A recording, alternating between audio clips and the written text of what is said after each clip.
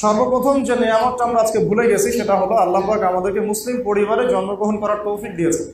এতটুকু চেতনা যদি আমাদের থাকতো, আমাদের মধ্যে কেউ বেনামাজি থাকতে পারতো না, আল্লাহকে সেজদা না করে সে দিন রাত পার করতে পারতো না, পশ্চিমকালেও তার পরিবারের মধ্যে বেপরদামি থাকতো না, বাহিরের সংস্কৃতির অনুসরণ থাকতো না, তার অর্থ ব্যবস্থার মধ্যে সুদ থাকতেই পারতো না, সুদের কোনো স্থানই থাকতো না যদি তার চেতনা থাকতো আমি একজন মুসলিম। তার রাজনীতির মধ্যে বিজাতীয় কোনো দর্শন থাকতে পারতো না, সেদিকে মসজিদে সেজদাও করতো, বাইরে গিয়ে পশ্চিমা দর্শন ফলো করতো, এমনটা হতো না। সে আল্লাহ পাকের জমিন আল্লাহর খলিফা হওয়ার চেষ্টা করতো, আল্লাহর জমিনে আল্লাহর খলিফা হওয়ার চেষ্টা করতো, কারণ এই উদ্দেশ্যে আমাদেরকে সৃষ্টি করা হয়েছে। স্মরণ করেন, সূরা বাকারার শুরুর দিকে পড়েছেন রমজান মাসে, ওয়াইয ক্বালা রাব্বুকা লিল মালাইকা ইন্নী জাইলুন ফিল আরদি খলিফা। স্মরণ করুন হে নবী সেই সময়ের কথা যখন আমি আল্লাহ ফেরেশতাদেরকে বলেছিলাম যে আমি দুনিয়াতে আমার খলিফা পাঠাতে চাই। ফেরেশতারা কি বলেছিলেন? আতাজআলু ফিহা মান ইউফসিদু ফিহা ওয়া ইয়াসফিকুদ দিমা। আপনি কি এমন কাউকে দুনিয়া পাঠাতে চাচ্ছেন, এমন কাউকে পৃথিবীতে পাঠাতে চাচ্ছেন যে পৃথিবীতে গিয়ে ফিতনা ফাসাদ সৃষ্টি করবে, রক্তপাত ঘটাবে? অথচ আমরাই তো আপনার তাসবিহ পাঠ করছি। আল্লাহ পাক বললেন ইন্নী আ'লামু মা লা তা'লামুন, আমি যা জানি তোমরা তা জানো না। এখানে সৃষ্টির উদ্দেশ্য পাচ্ছি, আমাদেরকে কেন সৃষ্টি করা হয়েছে? কে আল্লাহর খলিফা? আমাদেরকে সৃষ্টি করা হয়েছে আল্লাহর খলিফা হিসেবে। প্রত্যেক নবী আল্লাহর খলিফা ছিলেন, প্রত্যেক রাসূল আল্লাহর খলিফা ছিলেন, প্রত্যেক ইমাম আল্লাহর খলিফা ছিলেন, এমনকি আমরাও আল্লাহ পাকের খলিফা। তো খলিফার অনেক দায়িত্ব, তার মধ্যে একটা অন্যতম দায়িত্ব হচ্ছে সে দুনিয়াতে তার রবের বিধান মোতাবেক চলবে, তার পরিবার চালাবে, তার সমাজ চালাবে, তার সামর্থ্য থাকলে রাষ্ট্র চালাবে, বিশ্ব চালাবে। এটা একটা খলিফার কাজ। এই দায়িত্ব কি আদম আলাইহিস সালাম পালন করেন নাই? বেশক করেছেন। নূহ আলাইহিস সালাম পালন করেন নাই? বেশক। নবী মূসা, ঈসা, নবী ইউসুফ, সুলাইমান, দাউদ, এমনকি মুহাম্মদুর রাসূলুল্লাহ সাল্লাল্লাহু আলাইহি ওয়াসাল্লাম কি এই দায়িত্বই পালন করেন নাই? আজকে উম্মতে মুহাম্মাদের মধ্যে এই চেতনাই নাই। তো আমরা শুকরিয়া আদায় করি, আল্লাহ পাক আমাদেরকে যেন শুকরিয়া আদায় করার তৌফিক দান করেন, কৃতজ্ঞ বান্দা হওয়ার মতো হওয়ার তৌফিক দান করেন। আল্লাহ পাক কিন্তু বলেছেন, এই শেষের দিকে আছে, শেষের 10 পারার মধ্যেই, যে আমার ওয়া কলিলুম মিন ইবাদিয়াশ শাকুর, আমার শুকরগুজার বান্দা যারা, এদের সংখ্যা আসলে কম, নিতান্তই কম। আমরা একটা ঘটনা দিকে ফোকাস করি, তাহলে আমরা বুঝতে পারবো যে আমাদের প্রতি আল্লাহ পাকের এটা কত বড় কৃতজ্ঞতা। বেশি ওয়াজ করতে হবে না, কথা কম, আর বেশি ওয়াজ করলে মানুষ মনে রাখতে পারে না। আল্লাহ নবী সাল্লাল্লাহু আলাইহি ওয়াসাল্লামকে সবচেয়ে বেশি সাহায্য সহযোগিতা করেছেন যিনি, তার মধ্যে অন্যতম একজন হচ্ছেন চাচা আবু তালেব। কি নাম? তার বাবা ইন্তেকাল করেছেন জন্মের আগে, এতিম অবস্থায় বড় হয়েছেন। এই জন্য এতিমদের সাথে আল্লাহ পাকের সরাসরি সম্পর্ক থাকে, কারণ তাদেরকে সবাই গ্রহণ করতে চায় না, তারা সমাজে একাকিত্ব অনুভব করে, তারা বিভিন্ন দরজা থেকে ধাক্কা খায়, পরে আল্লাহ পাক তাদেরকে রহমতের কোলে উঠায় না, যদি সে আল্লাহর অনুগত হয়, যদি সে আল্লাহর কি হয়, অনুগত হয়।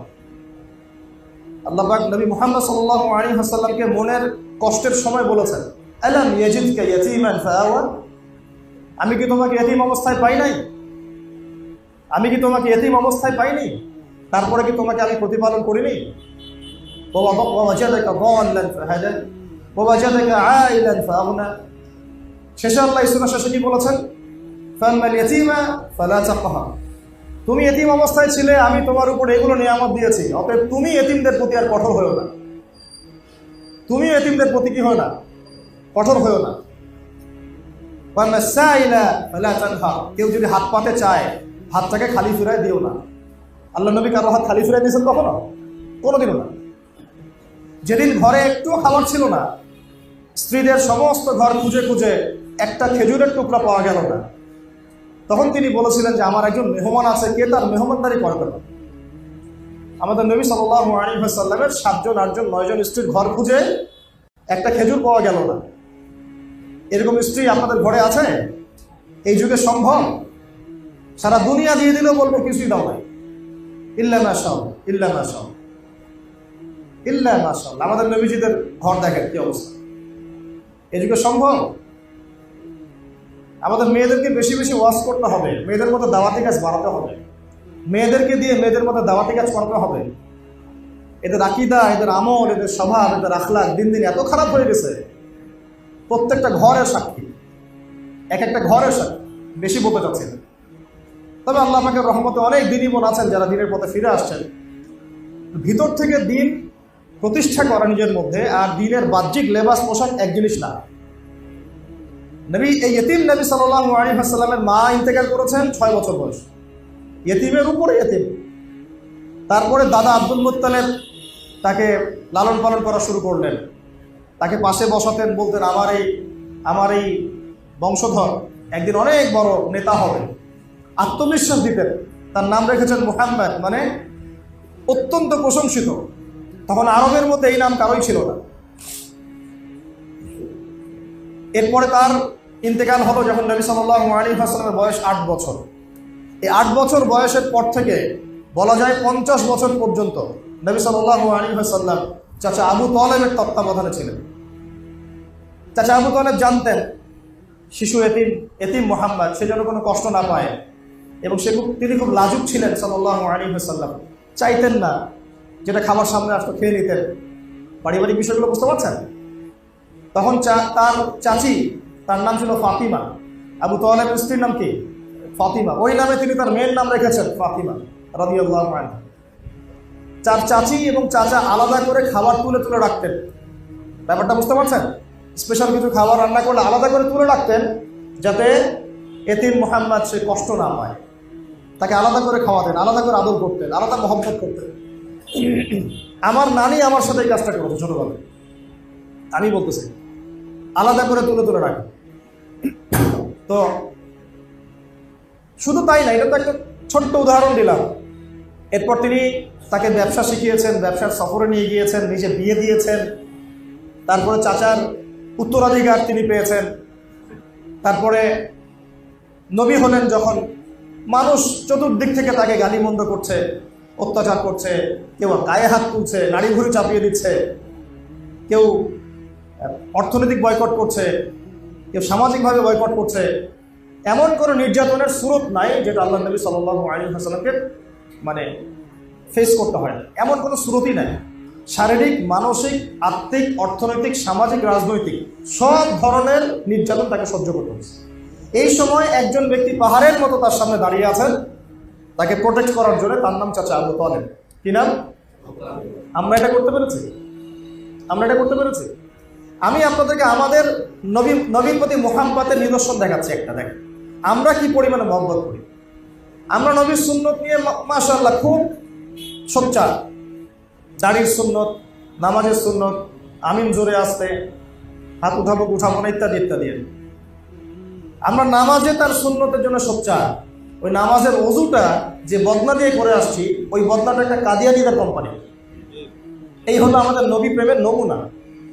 আমাদের ইলম, আমাদের ঈমানের নমুনা হচ্ছে এই আজকের দেশে, আজকের বাংলাদেশে যারা নবী করিম সাল্লাল্লাহু আলাইহি ওয়াসাল্লামের পরেও নবুয়ত দাবি করেছে, তাদের সাথে আমাদের ব্যবসা, আমাদের বাণিজ্য, আমাদের চলাফেরা, আমাদের ওঠা বসা, আমাদের রিজিক, আমাদের দৈনন্দিন আসবাবপত্রগুলা, সুই থেকে নিয়ে শুরু করে বিমান পর্যন্ত মনে হয় তারা বানায় ফেলবে আর আমরা ওগুলো গ্রহণ করব। ওই টাকাগুলো তারা ওদের মতবাদ প্রচারে ব্যয় করতেছে। একটা অবস্থা। আমার ওস্তাদ একটা কথা বলতেন, ইতিকাফের 10 দিনে বলেছেন যে কয়েক প্রকারের কাফের হয়। একটা হচ্ছে আবু জেহেল মার্কা কাফের, যে সত্য চিনেছে মানি না, নাউজুবিল্লাহ, ওকে চিনে নাই সত্য, সে নবীকে চিনে নাই, চিনেছে।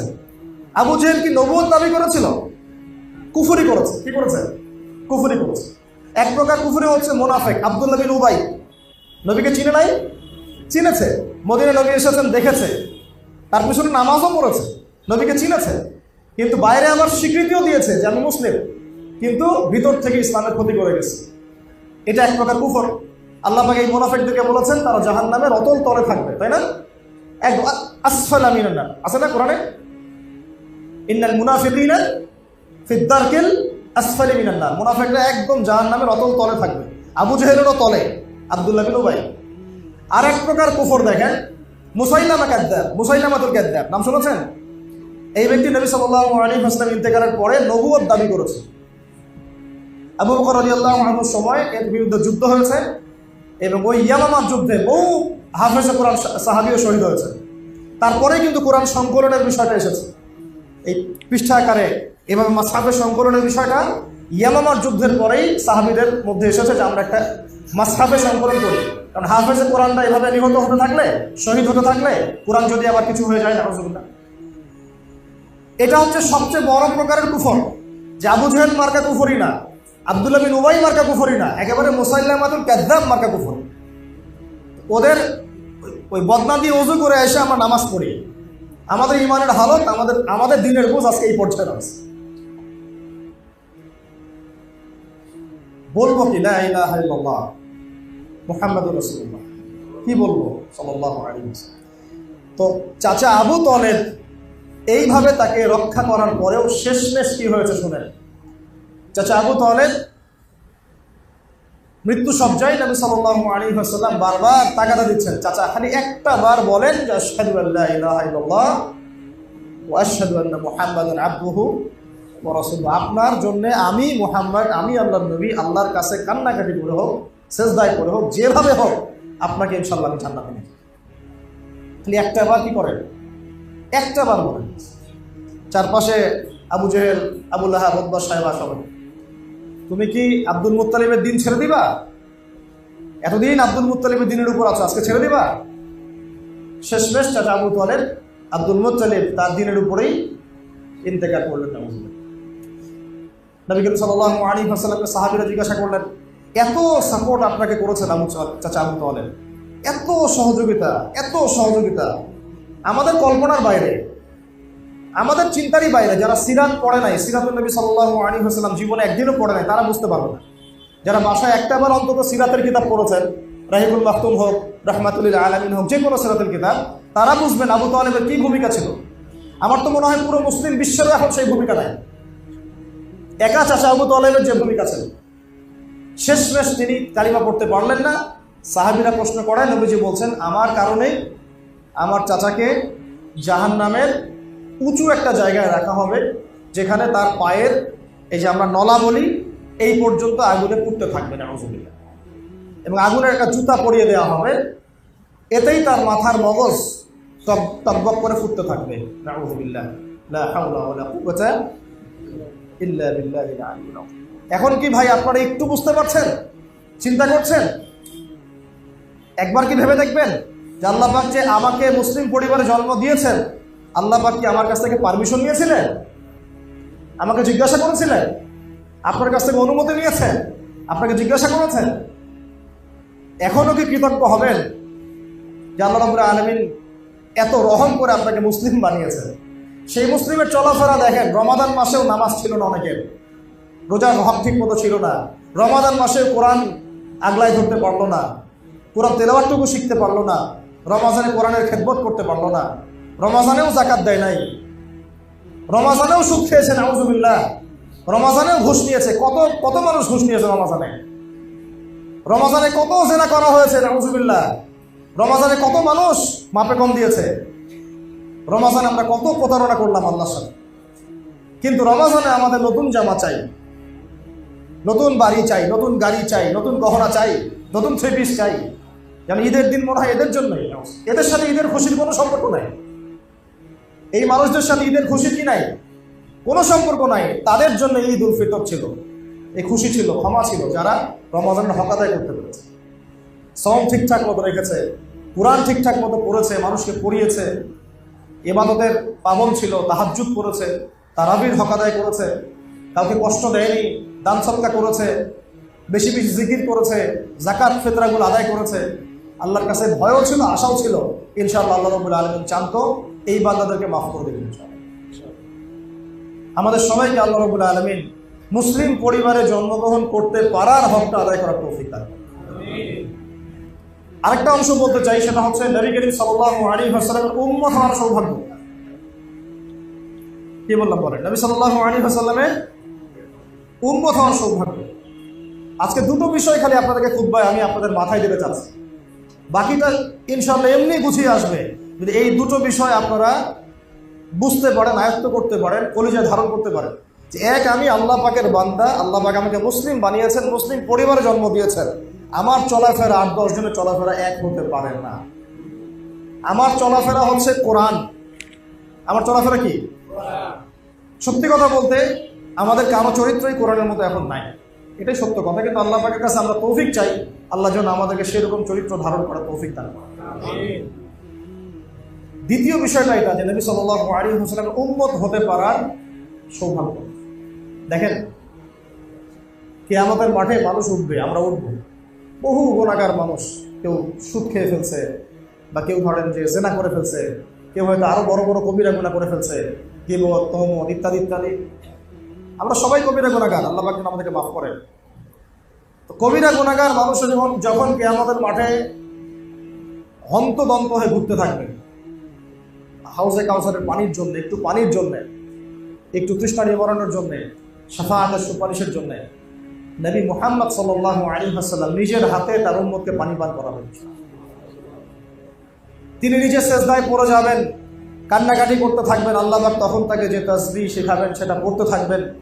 আল্লাহ রাব্বুল আলামিন তাকে বলবেন, মাথা উঠাও, কি চাও বলো। নবী করিম সাল্লাল্লাহু আলাইহি ওয়াসাল্লাম তখন বলবেন, আল্লাহ আমার উম্মত, আল্লাহ আমার উম্মত, আল্লাহ আমার উম্মত। সমস্ত নবীগণ যেদিন বলতে থাকবেন, ইয়া নফসি, হে আমার নফস, আল্লাহ আমার নফস, আল্লাহ আমার নফস। আমাদের নবী মুহাম্মদ সাল্লাল্লাহু আলাইহি ওয়াসাল্লাম বলতে থাকবেন, হে আল্লাহ আমার উম্মত, হে আল্লাহ আমার উম্মত, হে আল্লাহ আমার উম্মত। আল্লাহ রাব্বুল আলামিন তাকে শাফাআত করার, সুপারিশ করার অনুমতি দিবেন। তারপর তিনি শাফাআত করবেন, সুপারিশ করবেন। অগণিত কবিরা গুনাহগার আল্লাহর বান্দাদেরকে তিনি জান্নাতে নিয়ে যাবেন। যার অন্তরে লা ইলাহা ইল্লাল্লাহ মুহাম্মাদুর রাসূলুল্লাহ ঠিক ছিল, এই মানুষগুলো জান্নাতে যাবে। এখন সেই নবী মুহাম্মদ সাল্লাল্লাহু আলাইহি ওয়াসাল্লাম যিনি সুপারিশ করবেন, যিনি হাউজে কাউসারে পানি পান করাবেন, যাকে আল্লাহ পাক ইখতিয়ার দিয়েছিলেন দুনিয়াতে, দোয়া করে নাও, তুমি একটা দোয়া চেয়ে নাও। সমস্ত নবী সেই দোয়া চেয়ে নিয়েছে দুনিয়ার জন্য। নবী সাল্লাল্লাহু আলাইহি ওয়াসাল্লাম এটা অবশিষ্ট রেখেছেন উম্মতের জন্য। কিয়ামতের মাঠে রাতের বেলা কেঁদেছেন, বলেছেন যে আমার ভাইদেরকে যদি দেখতে পারতাম। সাহাবীরা বলেছেন, কারা আপনার ভাই? আমরা কি আপনার ভাই না? নবীজি বলছেন, তোমরা আমার সাহাবী, আমার ভাই তারা যারা তোমাদের অনেক পরে আসবে, তোমাদের পরে আসবে, আমাকে না দেখেই আমার প্রতি ঈমান নিয়ে আসবে। বলতে থাকলে এটা নিয়ে 1 ঘন্টা বলা যাবে, কিন্তু কথা হচ্ছে নবী সাল্লাল্লাহু আলাইহি ওয়াসাল্লামের উম্মত হওয়ার এই যে সৌভাগ্য, অনেক নবীগণ আশা করতেন যে আমরা শেষ নবীর উম্মত হব। এমনকি ইহুদি জাতি যাদের সাথে আমাদের এত দ্বন্দ্ব চলছে, এরাও মদিনায় ঘাটে গেলে কেন বসেছিল? ওরা শেষ নবীর উম্মত হওয়ার আশায় বসেছিল। শেষ নবী যখন বনু ইসমাইল থেকে আসছে, তারা মানে না, তারা মনে করে না বনু ইসমাইল থেকে না, বনু ইসরাইল থেকে আসতে হবে। হতভাগা জাতি, হতভাগা ইহুদির জাতি। এই জন্য আল্লাহ পাক বলেছেন, মাগদুব গায়রিল মাগদুবি আলাইহিম ওয়ালাদ-দাল্লিন। এরা মাগদুব, গজবপ্রাপ্ত। এরা ঈসা আলাইহিস সালামকেও স্বীকার করে নাই। ঈসা ইবনে মারিয়াম ছিল মাসীহ, তারা মাসীহকে চিনতে ব্যর্থ হয়েছে। আবার শেষ একটা রাস্তা খোলা ছিল যে শেষ নবী মুহাম্মদ সাল্লাল্লাহু আলাইহি ওয়াসাল্লামের আনুগত্য করে আল্লাহর কাছে ফিরে আসবে, ওইটাও তারা কি করেছে? হারিয়ে ফেলেছে। এরপরে ইহুদ থেকে হয়েছে মাগদুব, অভিশপ্ত। এরাই হবে দাজ্জালের অনুসারী, এবং এরাই দাজ্জালের সাথে দেখবেন এই বিশ্বের মধ্যে একেবারে ত্রাস সৃষ্টি করে ফেলবে, যেটা অলরেডি তারা করা শুরু করছে। ওইদিকে যাচ্ছি না, আলোচনার টপিক অন্যদিকে চলে যাবে। নবী সাল্লাল্লাহু আলাইহি ওয়াসাল্লামের উম্মত হতে পারাটার জন্য অনেক নবীগণ আক্ষেপ করতেন, আশা করতেন। নবীগণ কি করতেন? আশা করতেন। এখন আপনাকে জিজ্ঞাসা করতেছি, আমি জিজ্ঞাসা করতেছি, আল্লাহ পাক কি আমাকে জিজ্ঞাসা করেছিলেন যে তোমাকে কোন নবীর উম্মত বানাবো? বলেন। এবং উম্মতে মুহাম্মাদির মধ্যে অন্তর্ভুক্ত করব, তোমাকে উম্মতে মুহাম্মাদির মধ্যে খ্রিস্টান বানাবো, না ইহুদি বানাবো, না মুশরিক বানাবো, না কাদিয়ানি বানাবো, না শিয়া বানাবো, না কি বানাবো? আল্লাহ পাক কি আমাকে জিজ্ঞাসা করেছিলেন?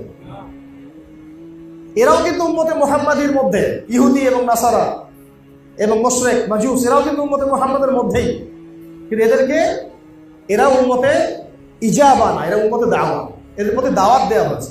এরা এরা ইতাআত করে কবুল করে নাই। এরা কি করে নাই? দুই ভাগে ভাগ করা যায়, উম্মতে মুহাম্মাদীকে দুই ভাগে ভাগ করা যায়। একটা হচ্ছে আনুগত্য যারা করেছে, ইসলাম কবুল করেছে, এরা মুসলিম। আর এই পুরো মানব জাতি যারা আছে পুরো বিশ্বে, মানুষ এবং জিন, সবার প্রতি কি মুহাম্মদ সাল্লাল্লাহু আলাইহি ওয়াসাল্লাম নবী নন? সবার নবীকে?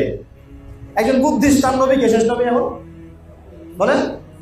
যে একজন খ্রিস্টান তার নবীকে, একজন ইহুদি তার নবীকে এখন ওরা মানে না। কি করে না? মানে না। কাফাতাল লিন্নাস বাশীরা ওয়া নাযীরা, পুরো মানব জাতির জন্য তিনি নবী। এটা কোরআন, এটা কি আমাদের কিতাব শুধু? বলেন, পুরো মানব জাতির হেদায়েতের জন্য এই কিতাব। এখন কেউ মানে, কেউ মানে না। যে কেউ মানে মেনে মুসলিম হয়, কেউ মুখে মানে মনে মনে মানে না, সে মুনাফিক হয়। কেউ মানে, সে পরিপূর্ণ মানে, সে কি হয়? মুসলিম হয়। কেউ মুখে মানে মনে মনে মানে না, সে কি হয়? মুনাফিক হয়। আর কেউ একেবারে অস্বীকার করে, সে কি হয়? কাফের হয়। আবার কেউ মুখে মানে মনেও মানে কিন্তু কাজ করতে গিয়ে কবিরা গুনাহ করতে থাকে, তখন সে ফাসিক হয়ে যায় বা জালেম হয়ে যায়। বুঝতে পারলাম কি? বুঝতে পারি না? তো এখন আমাদের নবী সাল্লাল্লাহু আলাইহি ওয়াসাল্লাম উম্মত হতে পারাটা কি সৌভাগ্যবান ব্যাপার মনে হয় কিনা? সৌভাগ্যের বিষয় মনে হয় কিনা? এখন আমি যদি প্রশ্ন করি, তাহলে এখনো আপনার চেহারায় দাড়ি কেন নাই? আপনি উম্মতে মুহাম্মাদীর অন্তর্ভুক্ত একজন মানুষ। আপনি আব্রাহাম লিঙ্কনের অনুসারী না, আপনি কার্ল মার্কসের উম্মত না, আপনি লেনিনের উম্মত না, স্টেলিনের উম্মত না, আরো অনেকের নামই তো আপনারা তো জানেন এগুলো। আপনি কার উম্মত? উম্মত মানে কি? নবী সাল্লাল্লাহু আলাইহি ওয়াসাল্লাম কি আসলে? উনি কে? উনি ইমাম। উনি কি? ইমাম। আমরা আনুগত্য করব। উনি নেতা। নেতা গাইড দিবেন, আমরা সেভাবে চলবো। উনি আধ্যাত্মিক রাহবার, তিনি যেদিকে নিয়ে যাবেন আমরা সেদিকে যাব। উনি সুপারিশ করবেন, আমরা তার আনুগত্য করব। উনি ডানে বলতে গেলে ডানে যাব, বামে বলতে গেলে বামে যাব। থুতু যদি উনি ফেলেন, সেটা গায়ে মেখে নিব। সাহাবীরা মাখেন নাই? ওযু করেছেন, পানি অবশিষ্ট ছিল, সেই অবশিষ্ট পানি খান নাই, গায়েটা মাখেন নাই? ঘামছেন, ঘাম মুছতেছেন এইভাবে, সাহাবীরা এটাকে সংগ্রহ করেন নাই? এই হচ্ছে ইমাম, এই যে নেতা। এই যে ইমাম, নেতা, নবী, অনুসারী বলতে কি বোঝায়? আমরা যে ইতাআত করব, আমরা যে তার সুন্নাত অনুসরণ করব, আসলে কিভাবে অনুসরণ করব? এইভাবে ঘাম মুছে ফেললে তুলে নিতে হবে, থুতু কফ ফেলেছেন উঠাই নিতে হবে, ওযু করে পানি রেখে দিয়েছেন, ওই পানি নিজে সংগ্রহ করার জন্য কারাকারি করতেন সাহাবীরা। দৃশ্যগুলোকে চিন্তা করতে পারেন? দৃশ্যগুলো একটু চিন্তা করেন। অনুসারী কাকে বলে? তাহলে এখন আমাদের ব্যক্তি জীবন থেকে আসি। আমার বডির মধ্যে নবীর পোশাক নাই, অন্য কাউকে নবী হিসেবে কেমনে মানতে পারি? কিভাবে যে মানতেছে তার সাথে আমার চলাফেরা থাকতে পারে? কিভাবে যে মানতেছে ওর সাথে আমার ওঠা বসা হতে পারে? ওর সাথে আমার রিজিকের ব্যবসার লেনদেন কিভাবে হতে পারে? আমি কেমন করে তার পণ্য ব্যবহার করতে পারি? যদি গায়রত থাকে, ব্যক্তিত্ব থাকে এবং নবীর প্রতি সত্যিকারের মহব্বত থাকে, কিভাবে তাকে কেউ গালি দিচ্ছে আমি তার পক্ষপাতিত্ব করতে পারি?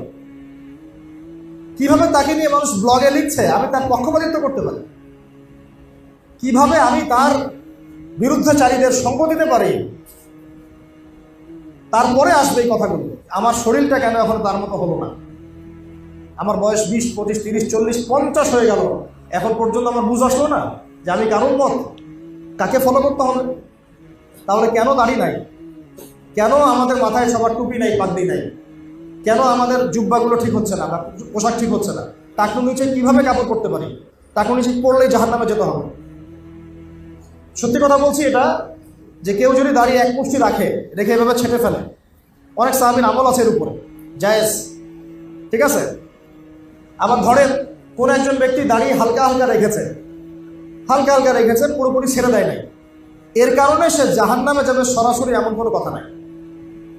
আমি কিন্তু কাটতে উৎসাহিত করলাম না, কথা উল্টা দিকে নেবেন না। বাঙালিদেরকে ওয়াজ করা মুশকিল বিষয়। কথা বলবেন একটা নিবে, আমি কিন্তু দাঁড়িয়ে আপনাকে কাটতে বলি না। বলছি মনে করেন কেউ আমাদের মতো ছেড়ে দেয় নাই, হ্যাঁ, এই ভাইদের মতো রেখেছে, কথার কথা এক্সাম্পল দিচ্ছি, এর কারণে সে সরাসরি জাহান্নামে যাবে বা আগুনে জ্বলবে এমনটা হাদিসে পাওয়া যায় নাই। যদি পান আমাকে জানায়। কিন্তু টাকনুর নিচে কাপড় পরলে ওই অংশটুকু জাহান্নামে যাবে, এটা হাদিস আছে। কথা বুঝতে পারলাম?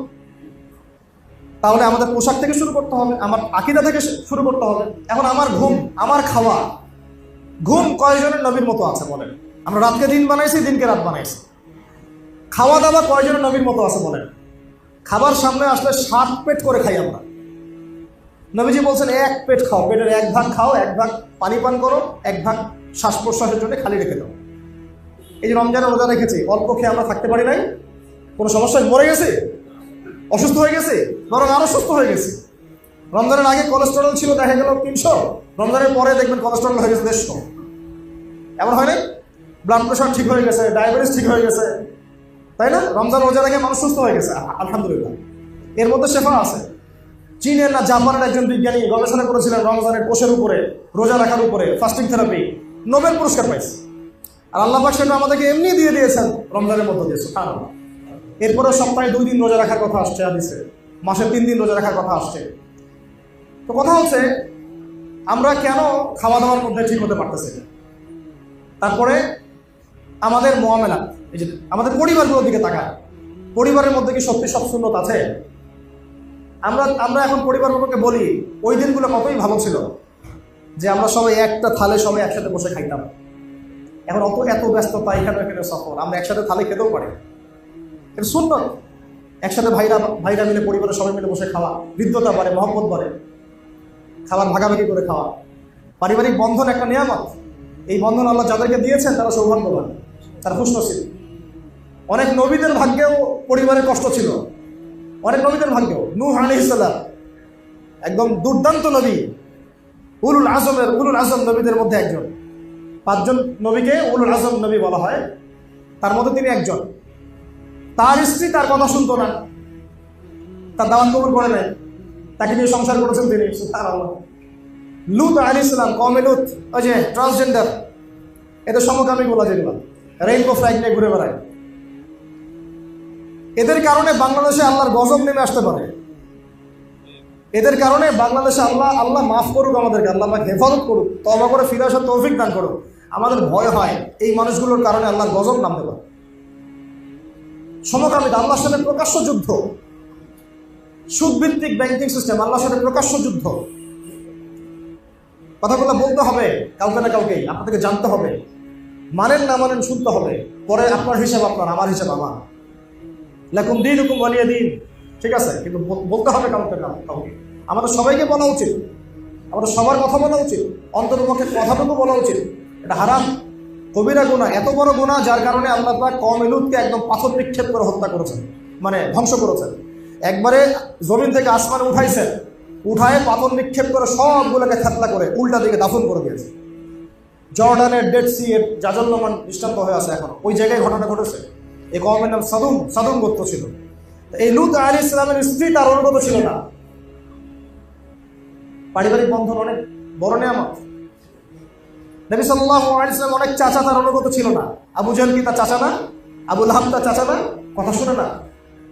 তো আমাদের পারিবারিক বন্ডিংগুলো ঠিক করার জন্য এগুলো একগুলো সুন্নতি পদক্ষেপ। একসাথে খাওয়া, একসাথে কথা বলা, মাশওয়ারা করা, হ্যাঁ, মতামত ব্যক্ত করা, বিনিময় করা, চেষ্টা চালিয়ে যাওয়া। কারণ আল্লাহ পাক বলেছেন লা ইউকাল্লিফুল্লাহু নাফসান ইল্লা উসআহা। আল্লাহ পাক সাধ্যের অতিরিক্ত কাউকে দায়িত্ব দেন না। আমরা চেষ্টা চালিয়ে যাবো আমাদের জায়গা থেকে। এরপরেও যদি কেউ না শোনে, তাহলে আম হাসিবতুম আন্না আসহাবাল কাহফি ওয়ার রাকিম কানু মিন আয়াতিনা আজাবা। আসহাবুল কাহফ হতে হবে। সূরা কাহফের এই ঘটনাটা পড়লে বুঝতে পারবেন, তারা সোশ্যালি, পারিবারিকভাবে, সামাজিকভাবে, রাষ্ট্রীয়ভাবে একঘর হয়ে পড়ছে। অল্প কয়েকটা যুবক, সবাই একদিকে চলে, 7 জন 9 জন উল্টা দিকে চলে, আল্লাহর দিকে চলে, তাওহীদের দিকে চলে। শেষে তারা বেচারা আর এই সমাজে থাকতে পারলো না, সেখান থেকে চলে গিয়ে গুহায় থাকা শুরু করলো, গুহার মধ্যে গিয়ে থাকা শুরু করলো, আলাদা হয়ে গেল। আর ওখানে ঘুম পাড়িয়ে দিলেন আল্লাহ পাক। 309 বছর পর ঘুম থেকে উঠাইছেন। ঘটনাটা পড়ে দেখেন, আসহাবুল কাহফের ঘটনার মধ্যে অনেক শিক্ষা আছে। তো এই পরিবার ঠিক করতে হলে সুন্নত লাগবে। এখন কতজনের পরিবারে দেখেন সুন্নত আছে, পর্দা আছে, মিসওয়াক কয়জনের বাসায় আছে? মিসওয়াক। ওয়াশরুমে যাওয়ার সুন্নত কতজনের ঠিক আছে? ওযু সুন্নত মোতাবেক কতজন করতে পারে? নামাজের সুন্নত কয়জনের ঠিক আছে? এগুলো জানতে হবে না? পড়তে হবে না? ফিকহের বইগুলো পড়তে হবে তো, কোন আমলের কি কি সুন্নত আছে, যাকাতের সুন্নত কি, ফরজগুলো কি কি, সলাতের ফরজ কি, সলাতের সুন্নত কি, মুস্তাহাব কি। আমি যে ব্যবসা করতে যাব, ব্যবসার কি সুন্নত আছে, এখানে কি ফরজ আছে, কি করতে পারবো কি করতে পারবো না, কিভাবে করলে নবী সুন্নত মোতাবেক হবে। এমনকি আমি সমাজের নেতা হয়েছি, কিভাবে সমাজটা চালালে পরে সুন্নত মোতাবেক হবে, মানুষের আমি দোয়া পাবো, আল্লাহ রহমত পাবো, জানতে হবে না? আল্লাহ পাক আমাকে রাষ্ট্র ক্ষমতা দিয়েছেন, কিভাবে চালালে জনগণ সুখে থাকবে, নবীর সুন্নাত মোতাবেক হবে, আল্লাহ খুশি হবেন, নবীও খুশি হবেন, পরকালে আমি জান্নাতে যাব, জনগণও ভালো থাকবে। জানার দরকার নাই না? এগুলো শিখতে হবে আমাদেরকে পশ্চিমাদের থেকে, আব্রাহাম লিঙ্কন থেকে, লেনিন স্ট্যালিন থেকে শিখতে হবে নাকি? আমাদের তো কোনো নেতা নাই না, নাউজুবিল্লাহ। আমাদেরকে আল্লাহ পাক কোনো নেতা দেন নাই, কোনো নবী দেন নাই।